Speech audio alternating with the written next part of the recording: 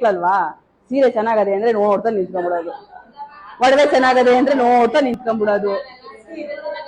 ಇದೇ ಕೆಲಸ ಮಾಡ್ತೀರಾ, ದಯವಿಟ್ಟು ಇದ್ ಮಾಡ್ಬೇಡಿ.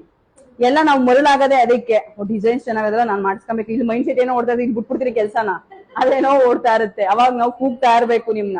ಅವಾಗ ಏನಾಗುತ್ತೆ, ಇಬ್ರಿಗೂ ಕ್ಲಾಶ್ಗಳಾಗುತ್ತೆ. ಎಲ್ಲಿದ್ಯಾ ನೀನ್ ಹತ್ಕೊಡು ಅಂದ್ರೆ ಇತ್ಕೊಡು ಅಂದ್ರೆ ಕ್ಲಾಶ್ ಮಾಡ್ಕೊಂತೀರಾ. ಕ್ಲಾಶ್ ಮಾಡ್ಬೇಡಿ, ಆಕ್ಟಿವ್ ಆಗಿರಿ. ಏನ್ ಕೆಲಸ ಮಾಡ್ಬೇಕು ಅದನ್ನ 8 ಗಂಟೆಗೆಲ್ಲ ಮುಗಿಸ್ಬಿಟ್ಟು ಊಟ ಮಾಡ್ಕೊ ಹೊರಡ್ಬೇಕು ನಾವು, ಸರಿನಾ? ಮಾರ್ನಿಂಗ್ ಮತ್ತೆ 5:30ಗೆಲ್ಲ ನೀವೆಲ್ಲ ಎಡುತ್ತೀರಾ. ಫಸ್ಟ್ ನಿಮ್ ಫಾಲ್ಟ್ ಗಳ ಬಗ್ಗೆ ನಿಮ್ಗೆ ಜಾಗೃತಿ ಇರಲಿ. ಅವರು ರಿಚ್ ಆಗಿ ಫಂಕ್ಷನ್ ಮಾಡ್ಕಂತವ್ರೆ ಖುಷಿಯಾಗಿರ್ಬೇಕು ಅಂತ, ನೀವ್ ಯಾರು ಹಾಳು ಮಾಡಬಾರ್ದು, ಸರಿನಾ? ಸರಿ ಇಲ್ದೆ ಇದ್ರು ಮ್ಯಾಮ್ ನಾನು ಸರಿ ಮಾಡ್ತೀನಿ ಅನ್ನೋ ಕಾನ್ಫಿಡೆನ್ಸ್ ಇಟ್ಕೊಂಡು ಸರಿ ಮಾಡಿ. ಅವ್ರು ಬೈದ್ರು ಅಂತದೇ ಬರೋದು ಅಂತಲ್ಲ.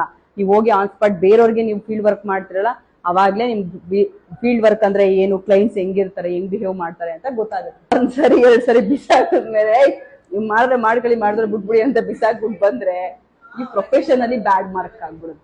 ಅರ್ಪಿತಾ ಮ್ಯಾಮ್ ಚೆನ್ನಾಗಿ ಇದ್ ಮಾಡ್ತಾರೆ. ನಮ್ಗೆ ಇನ್ನೊಬ್ರು ಬೇಕು ಇಲ್ಲಿಗೆ, ನೋಡೋಣ. ಇಲ್ಲಿಗೆ ಇನ್ನೊಬ್ರು ಹಾಕ್ತೀವಿ. ಕೇಸಿಂದ ಬಂದಿರೋದ್ರಿಂದ ಇವ್ರಿಗೆ ಈಗಾಗಲೇ ಫೀಲ್ಡ್ ಕ್ರಿಯೇಟ್ ಆಗಿದೆ, ಇನ್ನವ್ರು ಗ್ರೋ ಮಾಡ್ಕೊಬೇಕಷ್ಟೇ. ಇನ್ನು ನೀವು ಬರ್ತೀರಿ ಅನ್ನೋದು ನಂಗೆ ಪರವಾಗಿಲ್ಲ ಅನ್ಕೊಂತೀನಿ. ಬಟ್ ಮ್ಯಾಮ್ ಬ್ಯಾಂಗ್ಳೂರ್ಗೆ ಹೋಗ್ತಾರೆ, ಸಿಕ್ಕಿದ್ರೆ ನನಗೆ ಇವರೊಬ್ರು ಸಿಗ್ಬಹುದೇನೋ, ನನ್ಗೆ ಗೊತ್ತಿಲ್ಲ, ಸಿಗಬಹುದೇನೋ ಊಹಾ ಅಷ್ಟಿದ್ರೆ. ಬಟ್ ಇದು ಫೀಲ್ಡ್ ವರ್ಕ್ ತುಂಬಾ ಚೆನ್ನಾಗಿದೆ, ಯುಟಿಲೈಸ್ ಮಾಡ್ಕೊಡಿ.